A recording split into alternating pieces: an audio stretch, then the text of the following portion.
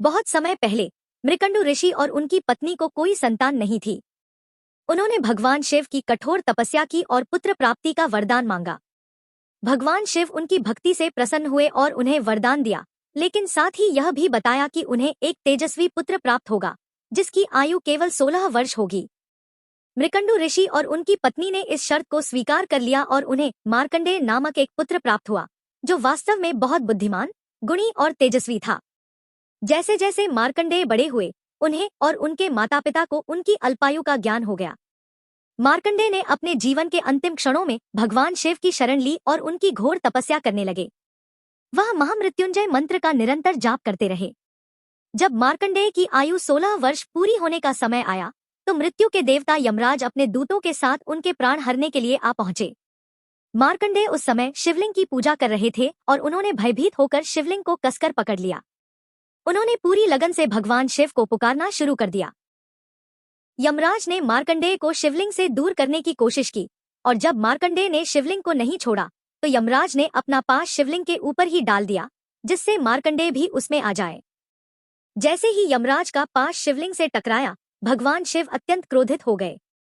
शिवलिंग से स्वयं भगवान शिव विकराल रूप में प्रकट हुए। उनके नेत्रों से अग्नि की ज्वाला निकल रही थी और उनकी तीसरी आंख क्रोध से दहक रही थी। महादेव ने गर्जना करते हुए यमराज को फटकारा।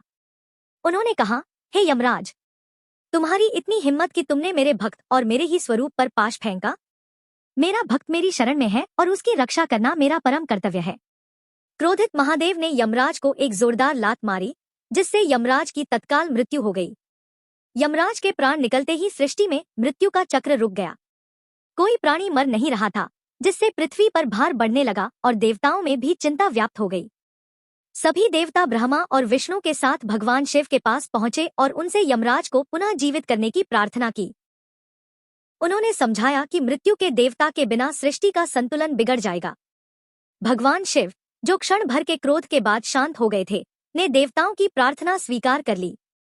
उन्होंने नंदी को गौतमी नदी का जल लाने का आदेश दिया। नंदी ने जल लाया और शिवजी ने उस जल को यमराज के मृत शरीर पर छिड़क दिया। जल के स्पर्श से यमराज पुनः जीवित हो उठे। यमराज ने महादेव के चरणों में गिरकर क्षमा याचना की और अपनी गलती स्वीकार की। भगवान शिव ने मार्कंडेय को आशीर्वाद दिया कि वह सदैव 16 वर्ष की आयु के रहेंगे और अमर हो जाएंगे। इसी घटना के कारण भगवान शिव को काल भैरव, काल के भी विजेता और कालारी, काल के शत्रु के नाम से भी जाना जाता है।